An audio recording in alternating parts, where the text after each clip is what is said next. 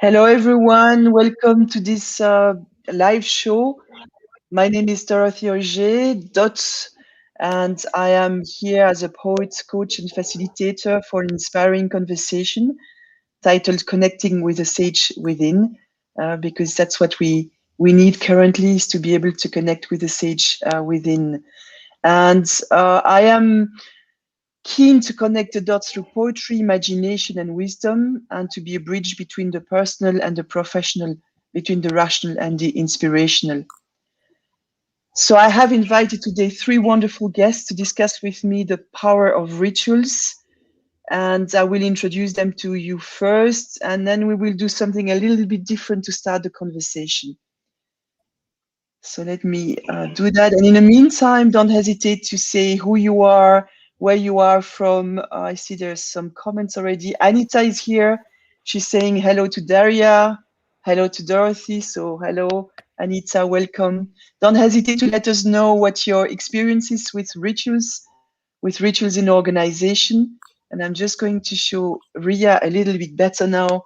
The logo was in the way. So let me introduce you to Ria. She's our first guest, and she's a trainer, a coach. She has strong ties with the African continent, and she's also a healer in Zulu culture, a Sangoma. She's very connected to the ways of the ancient wisdom, and she's particularly interested in systemic approaches. She's keen to promote intergenerational healing, a topic that I'm really happy about and fascinated about. And she's also a key member of the association Corporate Rituals that focuses on introducing meaningful rituals in the corporate life. We also have Daria with us today, and Daria supports the emergence of new leaders for new times, moving from boxed thinking into circular leadership, which I'm really curious to find out more about as well. She's the co-founder of Women in Politics, Connecting and Acting Across Parties, and her practice is built on findings from different fields, including neuroscience, indigenous practices, business management, conflict transformation, restorative justice. She's great at asking reflective questions, and she's an experienced circle facilitator. Ewart is an experienced change facilitator, is a social entrepreneur, and at some point in his life, he became interested in shamanism. And so he started studying shamanism, and then he started wondering how both sacred and secular worlds could work hand in hand. And that's how he came to start Corporate Rituals. I'll show you the website so you can know what we are talking about. This is my second live show, so I'm still having some technical learning to do. Anyway, Ewart is really looking to how ancient wisdom can serve modern companies, and he has integrated the beauty of stillness into his life, bridging the sacred and the secular. I am very, very excited to bring this topic to LinkedIn, because I believe that we are collectively in a rite of passage, and that's finding ways to connect with the sage, with the wise, with the young one, the creative one within ourselves is crucial. And also the way to welcome people after the pandemic, or as we reconnect with the workplace, a physical place, we reconnect with each other after having gone through tremendous experiences. So how do we welcome people back? How do we welcome the changed people back and our changed selves? So you can say hi, just, and then I will move into the more interesting part of the introduction, I guess.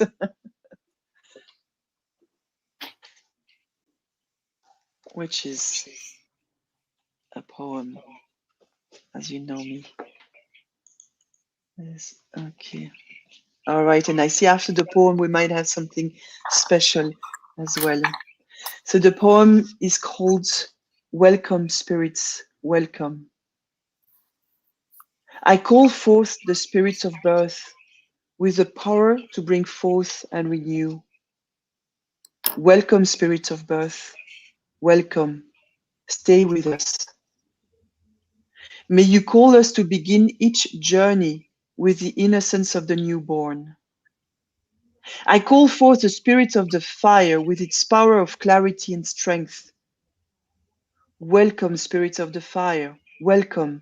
Stay with us. May you guide and protect us on our journey so that we stand tall and keep true to ourselves. I call forth the spirit of the rose and its power to surrender to the greater whole. Welcome, spirit of the rose. Welcome. Stay with us. May you help us find compassionate love to connect to each other and to ourselves. I call forth the spirit of death and its power to separate and let go. Welcome, spirit of death. Welcome. Stay with us.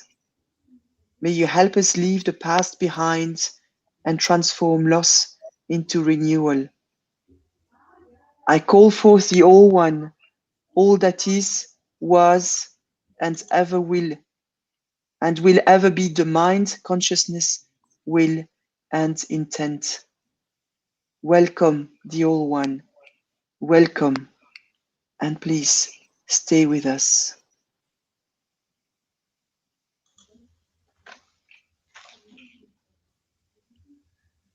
Thank you, Dorothy.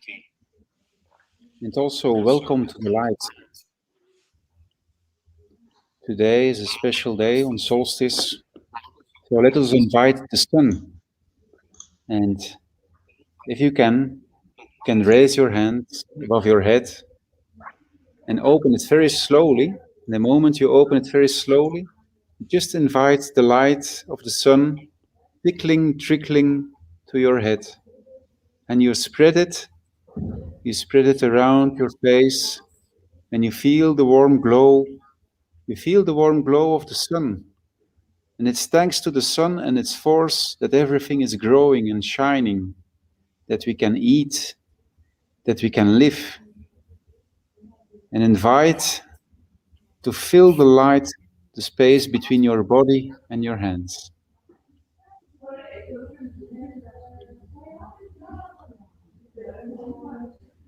And I invite you to shine during this call, during your life.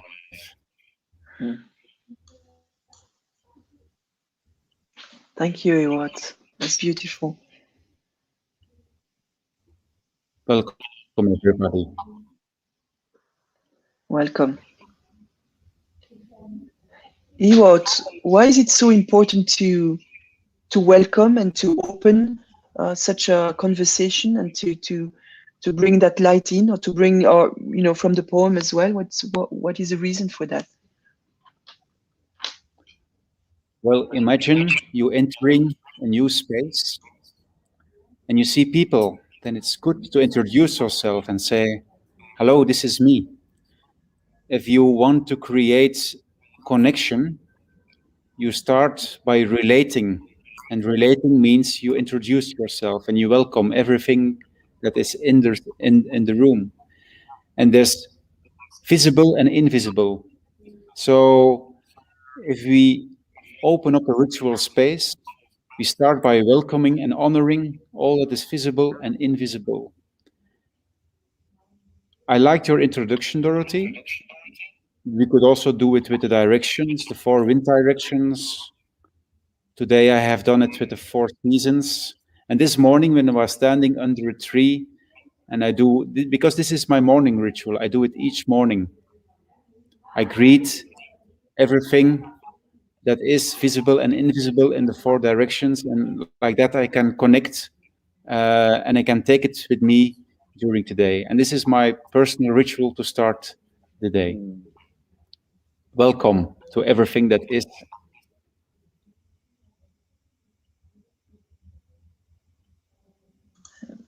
And thank you. That's really beautiful. And I think probably having this ritual every day just sort of sets the day to be in a bright light already, and to make to be connected to the potential of what's there in the day. it certainly is.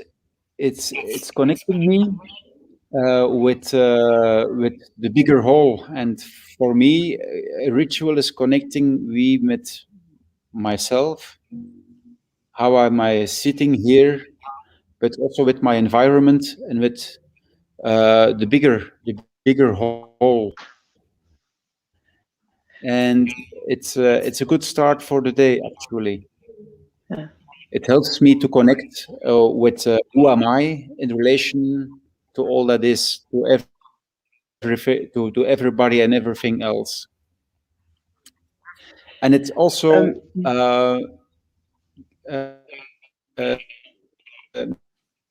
makes me starting my day in gratitude.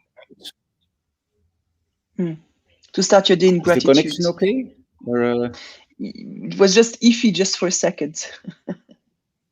yes, I will ask a question to Ria now, and it's in the same vein. But I remember okay. from a travel to South Africa, to the Ivory Coast, and I registered in the hotel room, and they asked me who my father and my mother were, which was very interesting because we don't really do that in Belgium or in Europe. We don't necessarily say who we come from. And as with you, with your connections with the ancient wisdom, but also your interest in intergenerational healing, is that something that's important as part of a ritual to integrate the past and the future and the family? Yeah, and it's very important in at least in the African and in a few other traditions, and it connects also with what Egbert is saying. Um, we are because they were here. We connect with the ancestors, and ancestors, I mean, a bit further than away than parents and Mm-hmm. grandparents. Um, Yeah, I always think about Nelson Mandela when you say something about the ancestors, because many people after he passed away, they said then he never forgot to ask about my sister, to ask about my mother, how is she doing? It's going through the family field and naming everybody, and then at the end coming in your place. Mm. But you are not just I. In many African countries, languages, there is no I, there is we. So in that question, who are your parents, is they show that they are interested where you come from Mm. and who to whom you belong. And for us Western people, it might be a bit intruding, like, oh my God, what do they want to know? But I think if we have more connection with where we come from, we have a different and a more accurate energy to deal with complexity. With And complexity, can you say some more? if you look at the pandemic, if you look at the big changes, if you look at ecological changes that are happening, I remember David Attenborough said, the pandemic is a small thing against what is awaiting us to decide on in nature. So I think the next generation and the generation after that, it would be lovely if they have a strong connection with everything is already developed in different generations and can integrate physically, corporally, like I am many people. I am many generations. I'm not just me. I think we did great stuff in the West by developing our intellect, and we did it a bit solitary. And Yeah. it's a difficult place to be in if the times get rough, tough and rough, to do it and to be on your own. With that sense of I need to do it on my own, with my own resources, my own strength, and yeah, Yeah, I which may think, feel limited in that sense. Then. well, I think we are very good in looking at our parents if they and our smaller history of the family, and what did they give and what did they not give, or what went wrong. But in that African culture, or in the place where you checked in, it's about the village Mm. that raised the child. And I think it's a bit more relaxed, that you can count on your fellow citizens, um, and village people to together to have a strong we. I think that's a Mm. resource that we miss a Yeah, little. yeah. That's I find that when doing some family constellation sort of practices, is when you connect with the strength and the energy of the ancestors. It really makes a big difference in my life, certainly. Yeah. And I'm curious for Daria to say something as well, because I'm making connections in my mind with the political system as well. You know, we talked about the invisible, the visible, the intangible. We talked about the kind of the generations and the timeline, but there's also the systems in which we are. And when we speak about being a village, is also about the restorative justice. So I know you have lots of ideas there. So say something about the importance of rituals and for leadership, for political systems maybe, or for systems as as they are.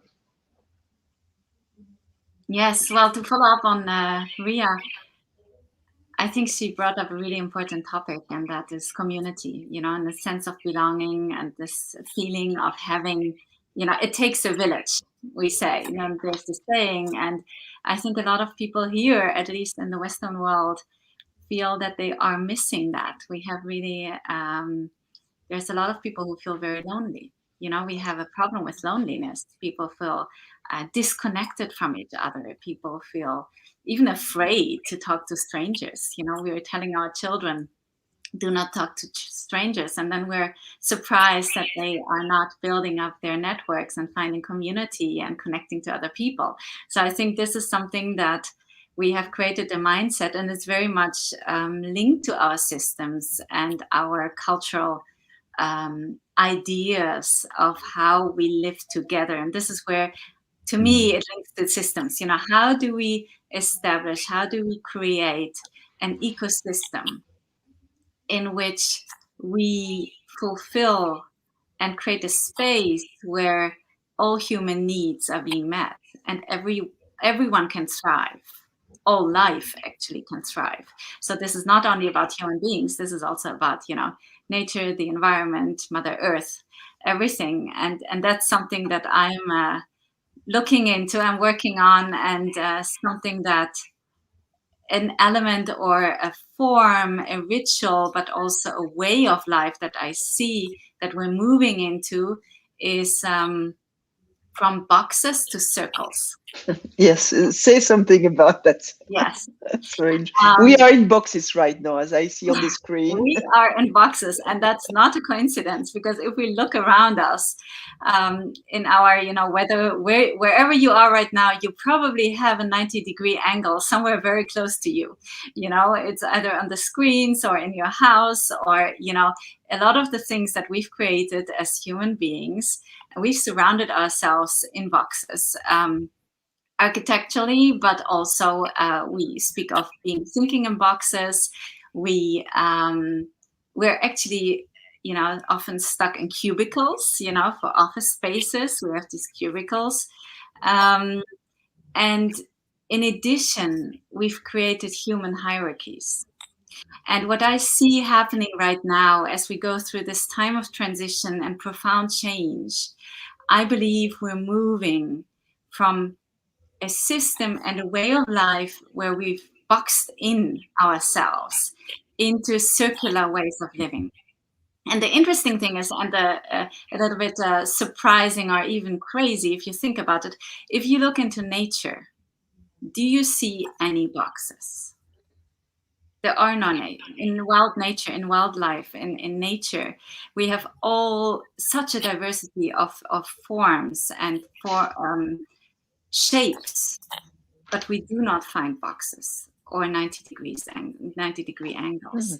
So it is interesting to think of what that actually also symbolizes, that we've created as human beings. We create boxes, we put ourselves into these boxes, and then we are surprised that we're not in center and we don't feel in harmony. If you think of a box, there is no way you can be in center, because the corners, you're never fully in the center, because there's only in a circle can you really be in center. And I think one of the challenges we see nowadays is that we as societies, but also often as individuals, we don't feel in center and in harmony anymore. And this is something, to me, that's very much linked to the ways we've created systems and we've created our environment. Yeah, I've been desperately looking for boxes in nature, but I don't find them. So we need to make a change. So I see that James is here. So hello, James. James, say something about the boxes and circles and leadership. If you have any comments or experience on that, but anyway, it's great to see you. James is Jimmy Jam is someone I've met on through LinkedIn, and is a really wonderful man and leader and poet as well. Although that's something he has discovered recently, so that's really cool. Daria, I love your story about the Berlin Wall. So I know you've told me a couple of times. Would you mind sharing it again with everyone here? And maybe we can go and see, link to that is why, each of us basically got interested into rituals, and, and that's part of our why, as what we want to achieve, and the call that we feel in this corporate life as well. Yes, sure.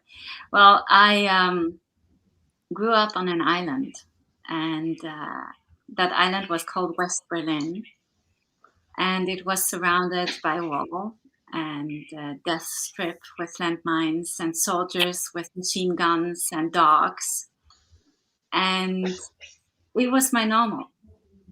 The wall was there, and it had always been as long as I could remember, and I never questioned it. And then one day as a teenager, I woke up more than 30 years ago, and the wall was gone.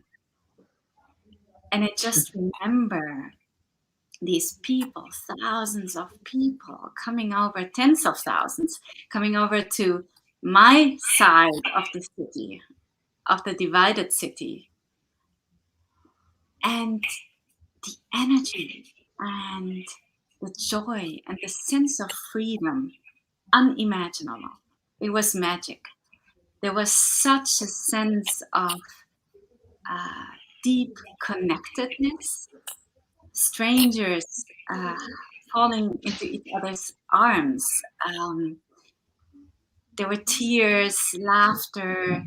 It was crazy. It was so unique as an experience. And people had overcome their fear. The wall was still standing, but it had lost all of its meaning. And there are two things I learned during those days. And the one is that anything is possible when the time is right. Oh. And the second thing is that when we come together and we show our true selves, we've overcome the fear. There were no masks. It didn't matter what your parents did. It didn't matter which kind of education you had, what you knew, what you didn't know. It didn't matter.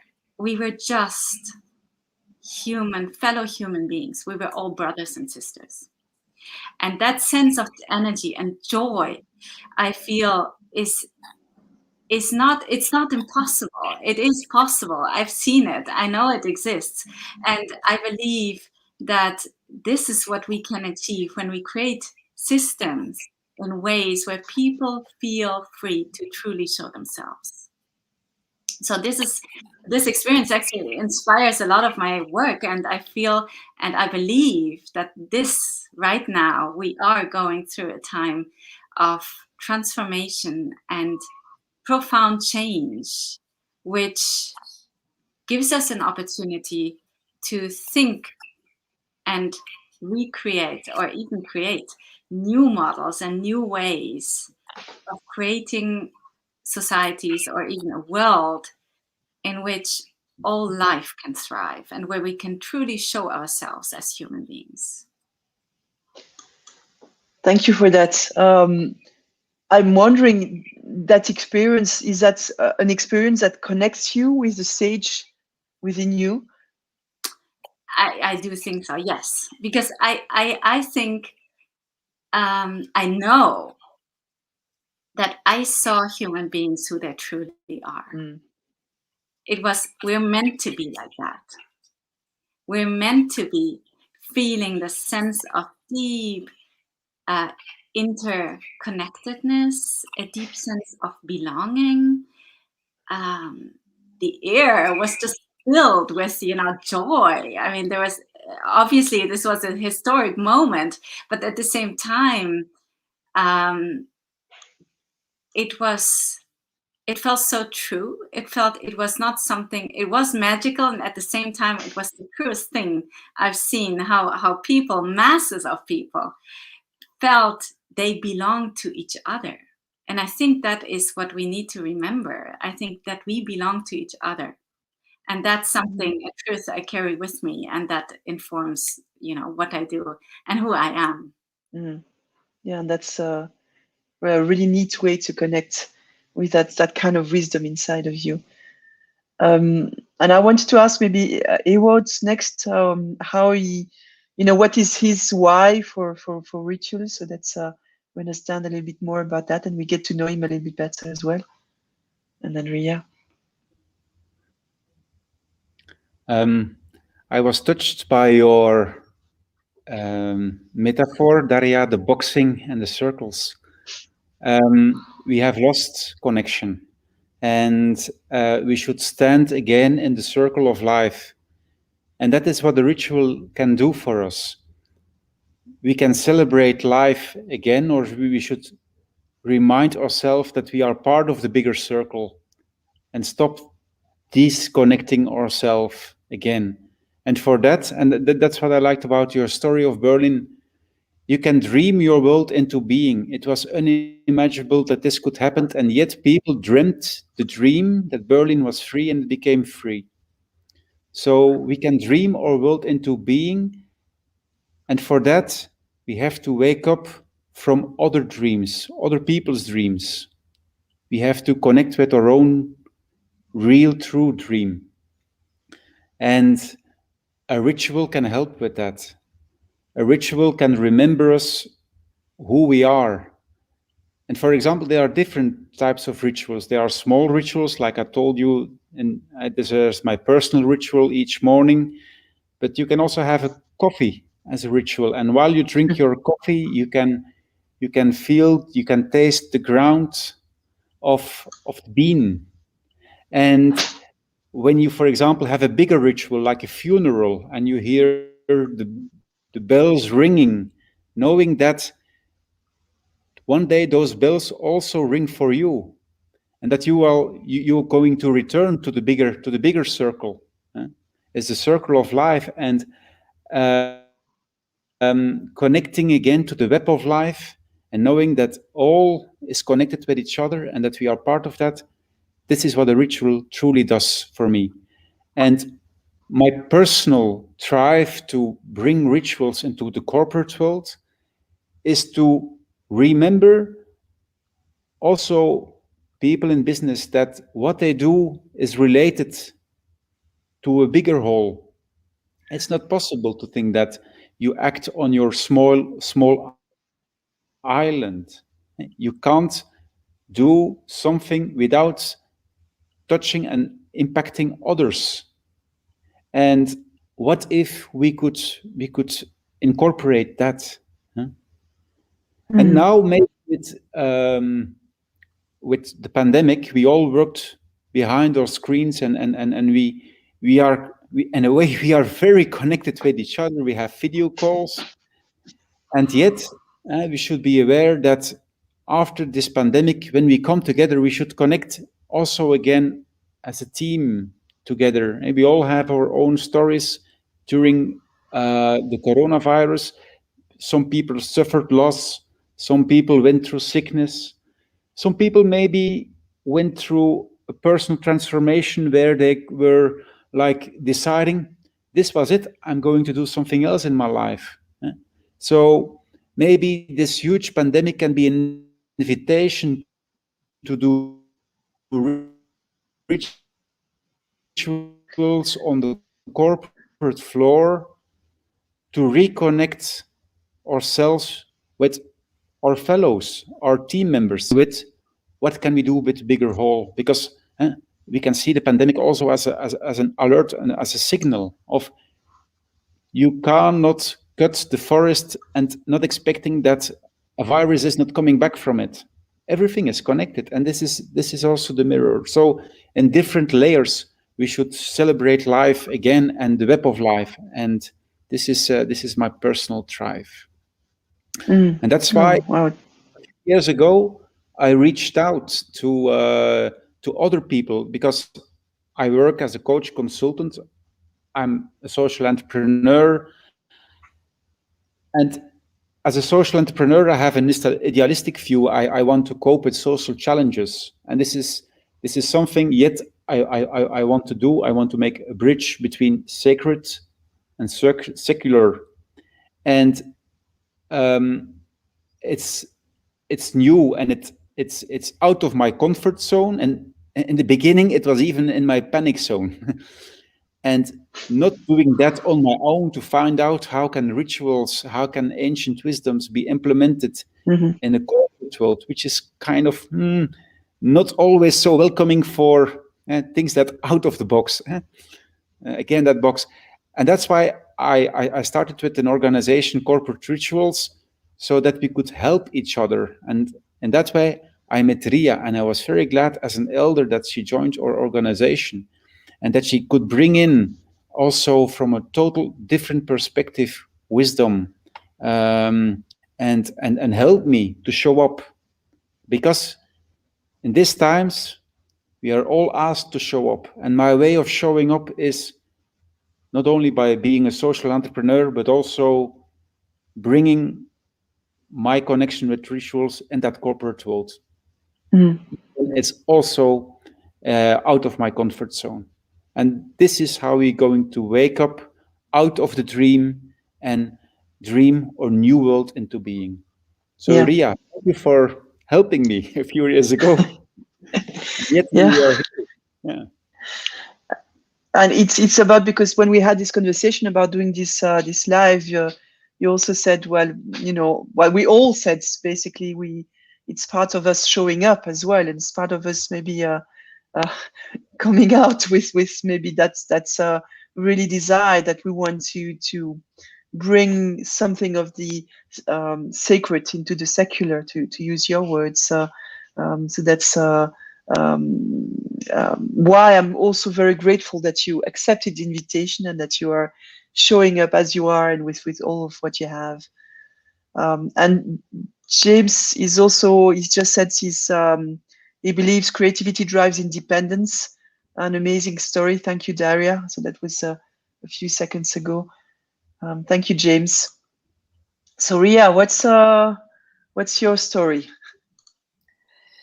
Well, my story is that I think from a childhood on, I remember as a 7-year-old, I was in a procession in the village with my beautiful white dress, the first communion, to be 7 and to be accepted in church. It was a huge ritual to walk through the village with the fanfare, with the musicians behind me, with the family watching on the boardwalk. I'm still getting chills. I had no clue about the religious connection, because that was something to be afraid of. It was a story of behave or you will end up in hell. But the ritual of being welcomed in the community after that 7th year or in that 7th year is ingrained in my body. And I think what we need is change that is physically incorporate. What works in change and in therapy and in coaching is what we can absorb that stick with us. And I think that's one of the things that the ritual really supports, that going away a little bit about understanding and talking about it and intellectual, and all of that is really very important. But to go to another part of our brain and our experience and our connection with the bigger system.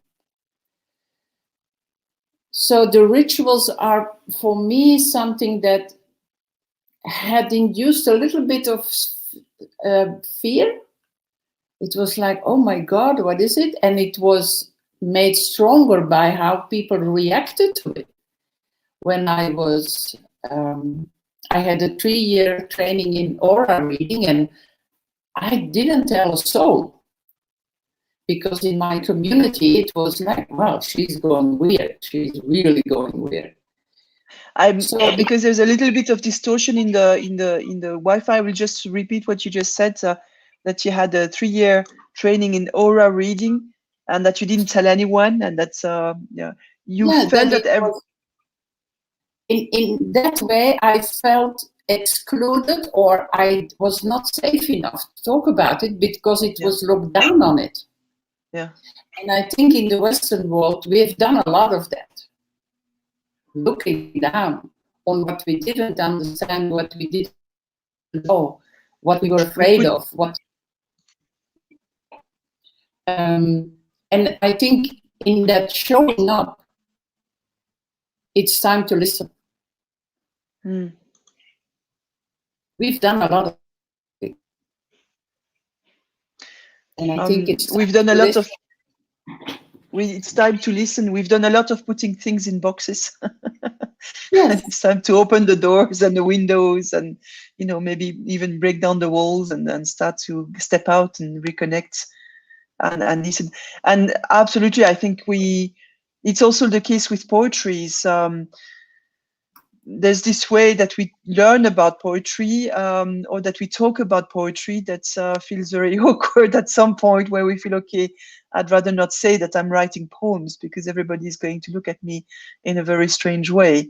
And I think I'm wondering, I'm just thinking about that, if it's part of a power play to kind of downplay the secrets, or the more creative, or those elements that actually connect us to ourselves and connect us to our own free will and understanding of what maybe human beings are, and what's the direction in which we are going. So I'm wondering if there's something of that in the rituals.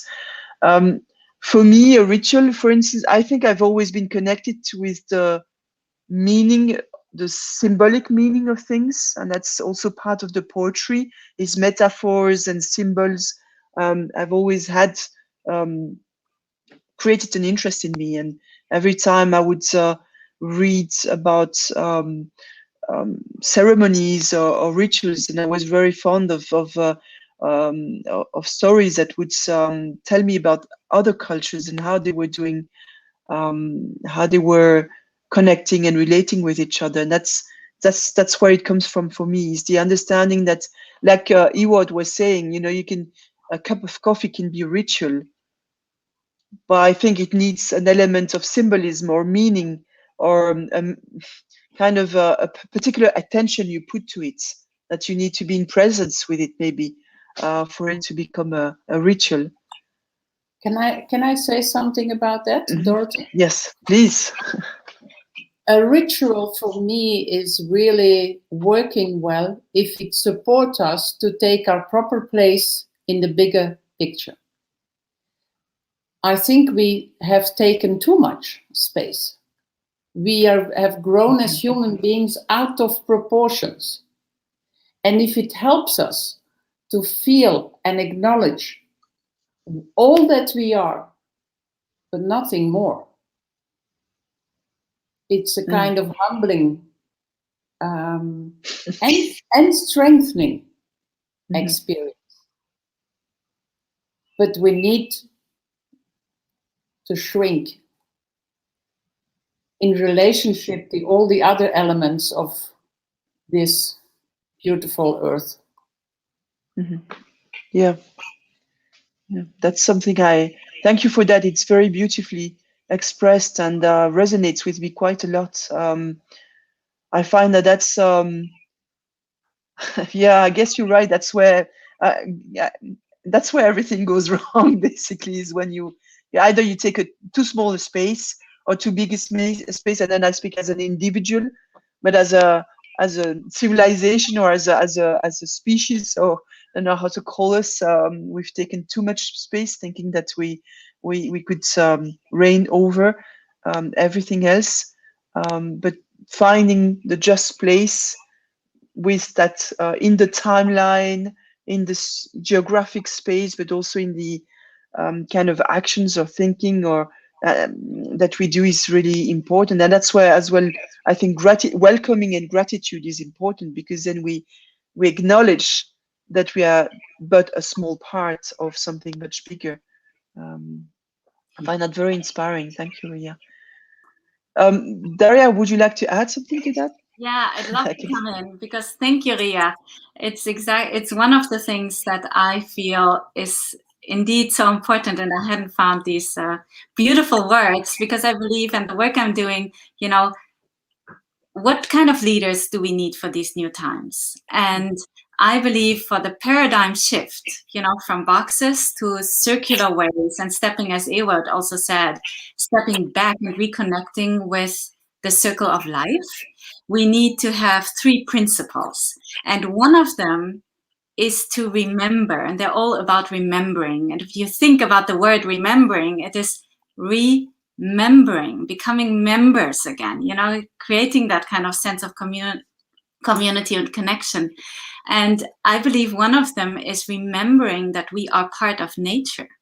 It sometimes feels as if we've totally forgotten about that, because we often speak of us as human beings, and then there's nature, you know, but and that I think links to what Ria says, you know, becoming part of the picture, remembering that we are just part of a system, or a system of the circle of life, and that we are linked to circular ways of living, also the seasons, you know, the circle of life is, you know, there's something, there's movement, and it seems that we have somehow, with our mind-driven way, stepped out of that circle, even though we are, because we embody nature, we are part of nature.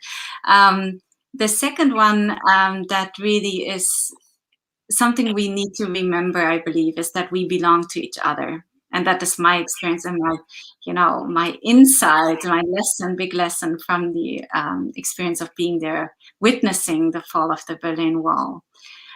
We belong to each other, and we're so interconnected, not only as part of nature, but also as human beings. And the third one, I think that is very important to move into new times, is to remember that we are whole. It seems that we live in a society and a time where we always feel we're not enough, you know, something, we're incomplete, something is missing. You know, our education system is based on it. A lot of systems, a lot of models that we live in are based off, you know, what is lacking. We first always see what is missing, what is lacking, what is not working, what is, you know, where is the sickness, you know, instead of looking at we're whole, and from there we can, you know, go on and see how we can improve things.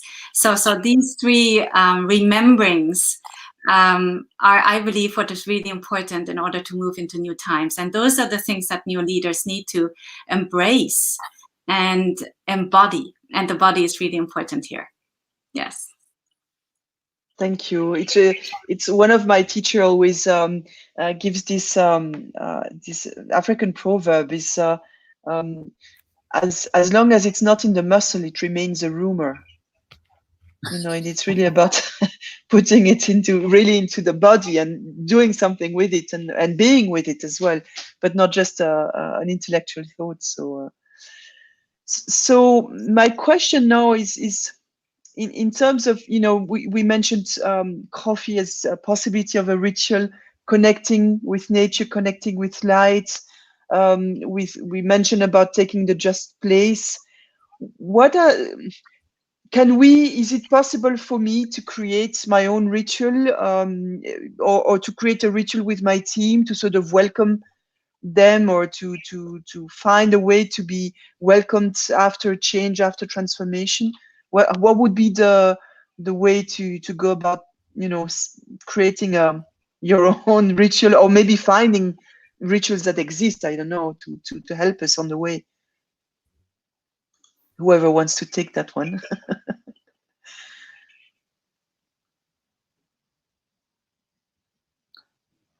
I think the image of Ewart is frozen. I was Frozen. waiting. Yeah. If he was answering, but it is frozen. Shall I take it for Yes. the moment? Mm-hmm. Yes, I think we all can create our own rituals. But what helped me was first to copy. Mm-hmm.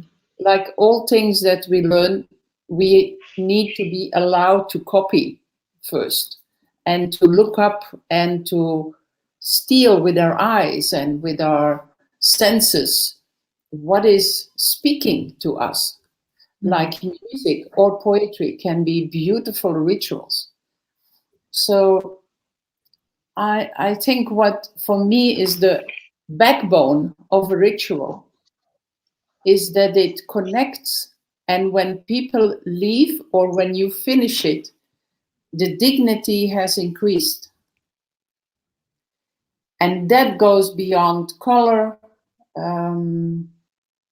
nationality, profession, age, when each and everyone, even if it's just we, the four of us, when you read your poem, Dorothy, something in me was rising a little bit. It's that movement to regain and to support and to applaud our human dignity. Then for me, the ritual has worked in a way that I can support. And that can be very like the coffee, but it can be very small, but it's connecting with the inside. So if we need to take our proper place, maybe in a different size, if we need to shrink a little bit, that silence and that connection, and to feel that if we take a different place, we even gain dignity, then I think people will go along with it more easy. Yeah. Yeah, it's not as if I were to sort of suddenly go into the office and say, hey, I have this great ritual, let's do that. And I'm not starting from my own connected self.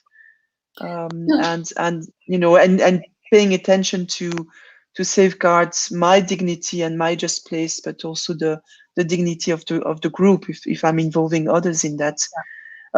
Ewart is just back. He's got, because he's actually at a training site. His connection is not so solid as maybe ours, but welcome back, Ewart. I just put this quote of another quote by Michael Meade. He's a great inspiration to me at the moment. Will you get out of this a bigger soul or a smaller person? And I think it's in a way it's a smaller person in terms of taking the just place, but it's a bigger soul in terms of the dignity that has been amplified. And he refers to the smaller person as being more the ego, you know, that's sort of coming up. And I think I find that there is the stillness of and whether it's a ritual that you do on your own, or if you have a large group of people with whom you're doing something together, of course that's sort of amplifies as well the energy and the strength of what's happening. That's something that I'm interested in, is how to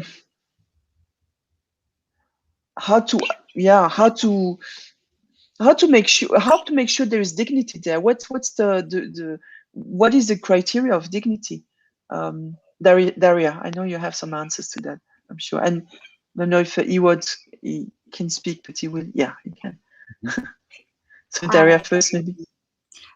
Something that I feel is so important, and also is a kind of a contradiction to our normal day lives and culture, is that rituals are linked to the slowing down.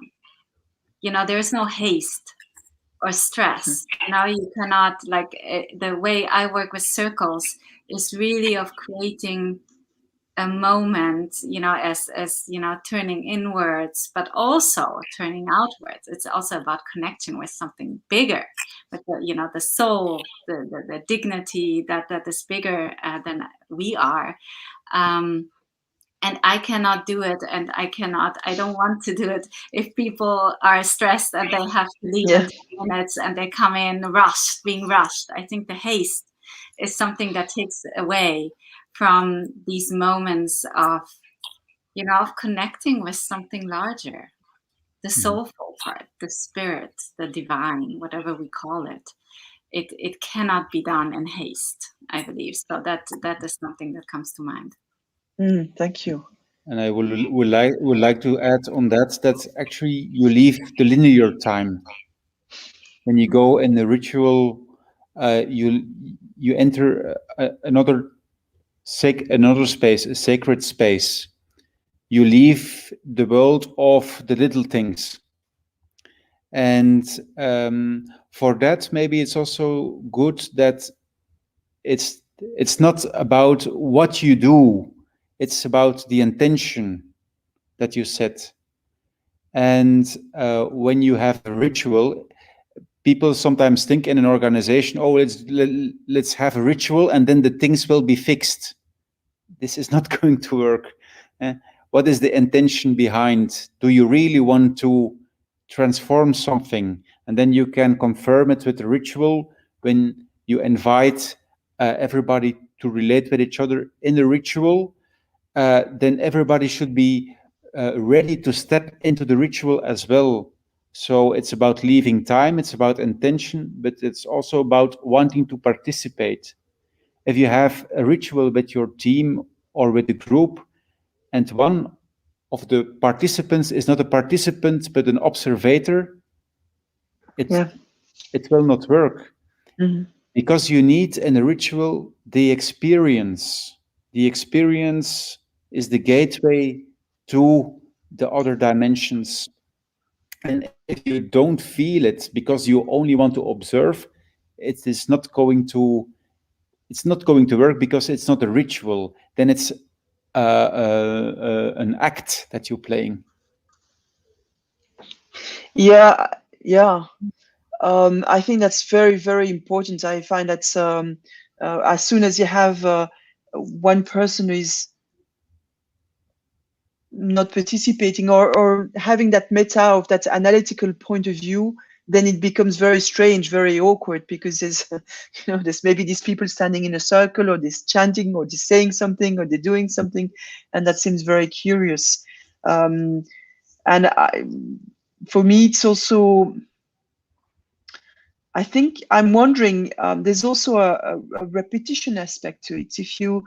If you maybe even like a prayer, or, you know, if there are some elements that you repeat, maybe in the beginning you are present in the sense that you want to participate and you want to be a part of this, but maybe in the beginning, and that's to help maybe people who are not so used to these type of things, it may feel strange, but through repetition of certain acts or certain words that are being said, then something maybe can maybe the rational can be short-circuited or bypassed or something like that. Is that an experience you have? Is that the repetition can be an interesting factor for connecting with the with that element we're trying with connecting with life or with each other? I'm going to give the word to Ria for that if she wants. Well, from under the screen, I took my talking stick. And for me, that's a symbol to take people with me to a different way of talking to each other. It's lovely to have a chat at a coffee bar and to gossip a little bit and how's the weather and oh, you look nice. But if there is a talking stick, then that symbol helps me and the group to realize that what we hear and what we say needs to be dealt with respect. Mm-hmm. And that in itself, people are now used to it, that I do it, but it's still something that I like to do because I know we will go to a layer in ourselves and in the room and in the process with the group that is supportive to go what is existential. So repetition can also be a little bit trance-inducing. Yeah. And trance is for sure an element of rituals or from a ceremony. But I think when you said, when is their dignity, I think when the one who is leading the ritual has gone his own path and dealt with the things that make your heart bigger.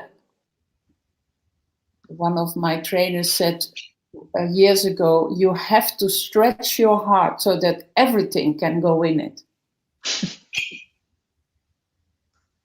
It's easily said, and I think you need to be able, in the coaching world, in doing circles, in doing rituals, in being a healer, to hold the space. Mm-hmm. In whatever way you do that. For me, that's the symbol is the talking stick. Mm-hmm. It doesn't mean it has to get heavy or a load. Yeah, or too serious as well, right? Yeah. But how can we acknowledge life as much as possible by living it fully? It's not asking to become a saint, because that's only one part of what we can be. Yeah. You can also be a little devil. Michael, sorry, go ahead. It's the weaving of both of them. Yeah, I call it a dance. Yeah. Michael Meade says maybe two ways to really connect to the deeper self. Hence, also to the sage within, or to the to connect with your core. One is through the stillness and meditation, and the reflective.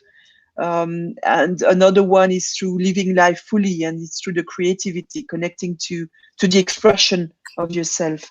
So it's not about being silent and all the time, or in circles all the time, or to become saint, as you were saying, or to take it too seriously either, because life needs to be lived.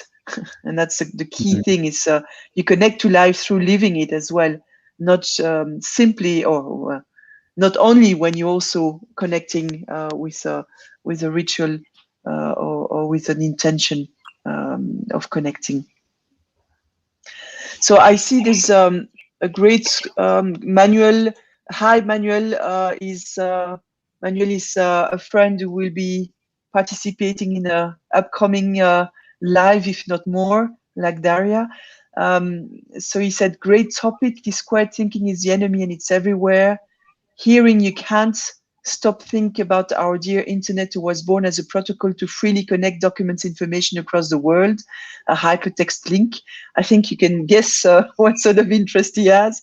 And corporations created walls between platforms. So I cannot link an ID from LinkedIn to Facebook to Google. All right. So the way that we perceive the world, that we organize the world, of course, you can see it in everything that we do and in everything that we create. And so that's sometimes competition will be in the way of connecting with each other. So my question is,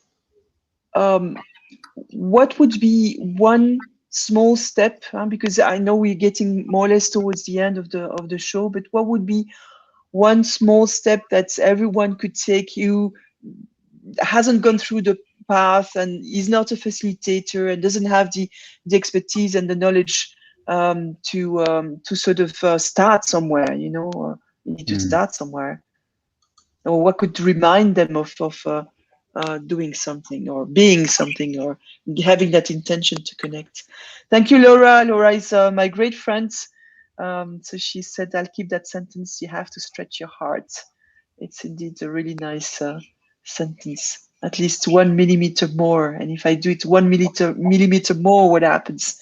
And then another millimeter. Mm-hmm. So how can we help, stretch that heart, and that first step specifically for individuals, and then maybe what you can do with organizations, if you want to say something about that. And Daria, maybe about circles. I'm giving a lot of instructions for one friend. You'll figure it out. I wanted to start with the individual, if that's okay. Yeah. I would like to start going from the heart to the feet. I would invite all of us to take a moment every day and just feel our feet on the ground and think how Mother Earth is carrying us every day.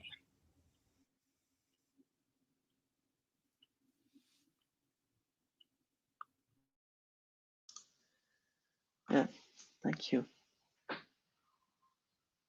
Ria, I'm just going to unmute you. There you go. I think a small but with possibly a big impact could be to make a little place in your home where you honor everything you received from all those who came before you.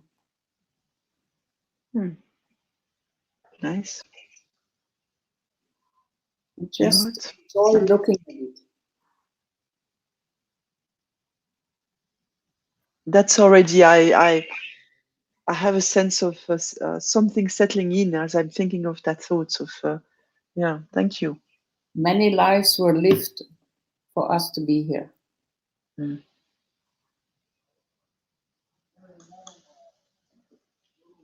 Ewart, you want to say something? One small step? One small step, I would say hello and say thank you.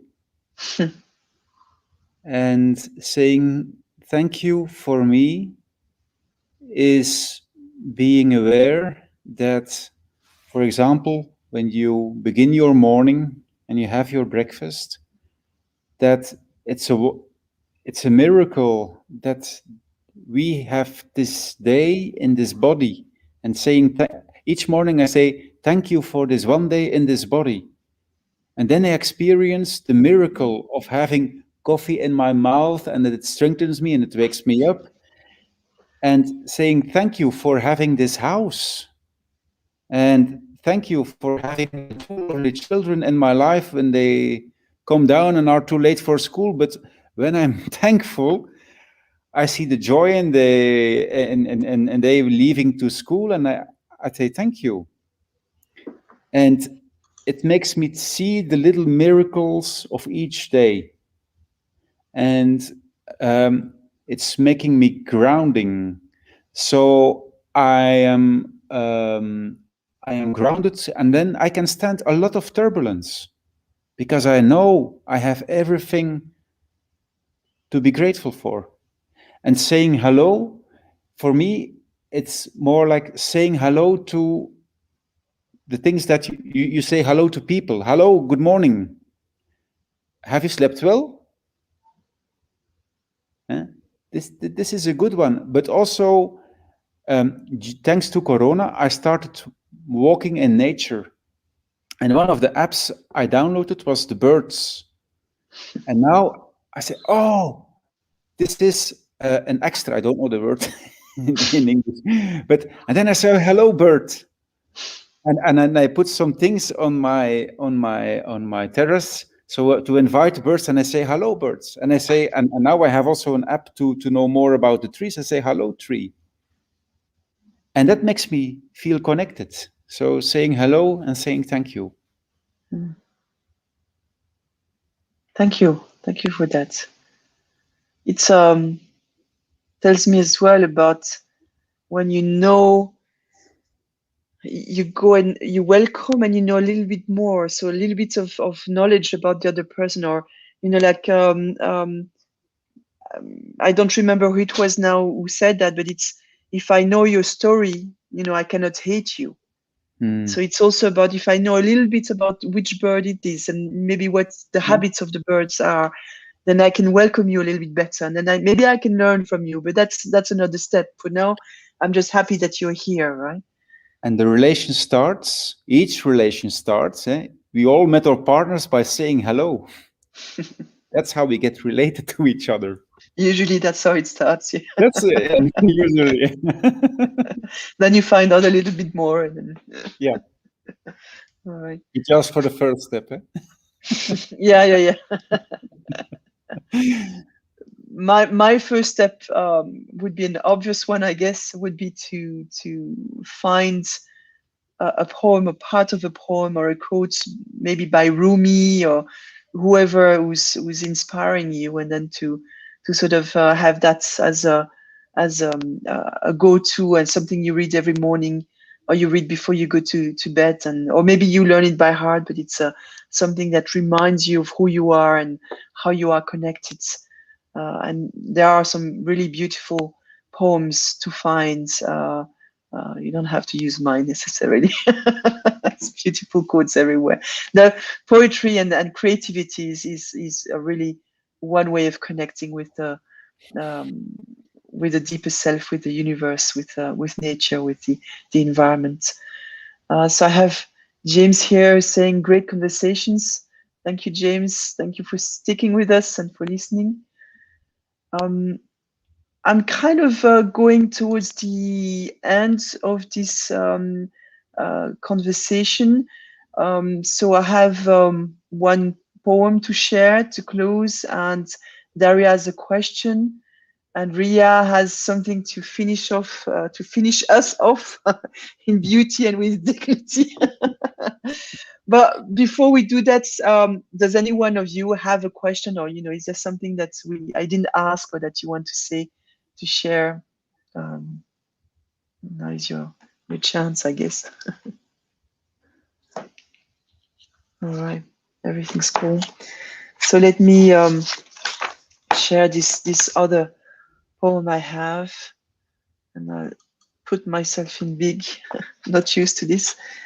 So it's called Shamanic Journey, and I guess it's an invitation and a blessing. So you'll take what you want from it. Follow your nature, said the wolf, and you will become free. Run with me to a place in your past, and you'll discover you are not alone. Follow your passion, said the eagle, and you will become more of yourself. Soar with me high in the sky, and your worries will lose their power. Follow me, said the rabbit, and you will be taken care of. Become a home to your friends, and you will know the power of love.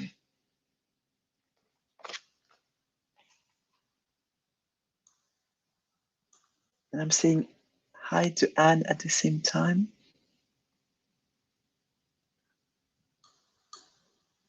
Daria? Yes, thank you. I wanted to leave you with a question for all of us to use, perhaps at home. I have selected a sentence from Rumi, and it says, "Only from the heart can you touch the sky." And the question I want to leave you with and invite you to explore is, how do you create space in your life for ritual and celebration?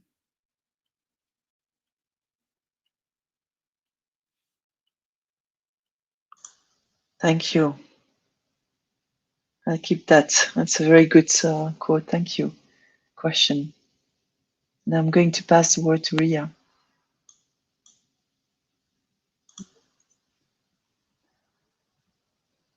I would like to encourage people to look at life from the perspective of the potential, not only the problem. To turn and switch the camera every now and then. We are very good in detecting problems. Media are full with it.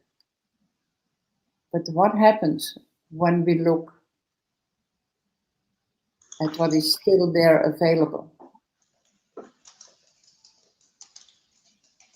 In us, in nature, in the world, in the economy, in the boardroom, in human beings, in our children.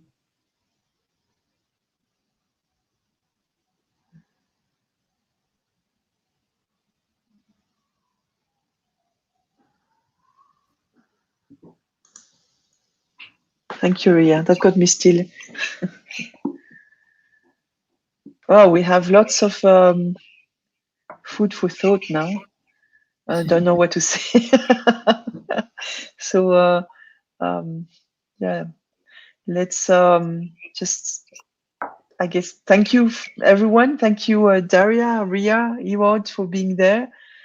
Thank you for everyone who has been commenting, who has been watching, and especially thank you for taking the seeds of this conversation and allowing it to grow and allowing it to connect with your potential and with the potential that you see in the rest of the world, with your colleagues or with your friends, with your family, with your projects, so that we move more and more from boxes to circles and more from being inside the box. And I'm going to say inside a coffin or a box or something that's or a prison, and to actually step out and connect with the rays and the circles and the movements and the cycles. So that's thank you for this wonderful journey. One last thing you want to say before we close? Well, just thank you. Thank you, Dorothy, for having us and for this conversation, and for everyone who joined us. It was a great pleasure.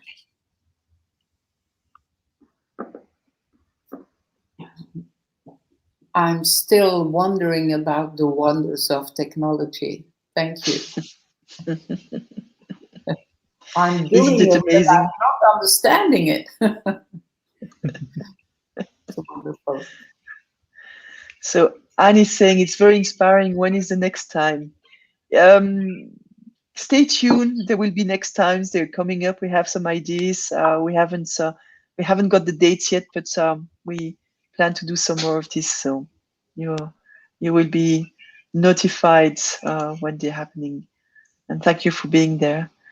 Ewa, do you want to say something? Yeah, I would also like to say thank you. I'm almost wanting to add a moment of silence. But I propose we have that moment of silence as we are ending the broadcast. So thank you, everyone. Thank you, Dorothy.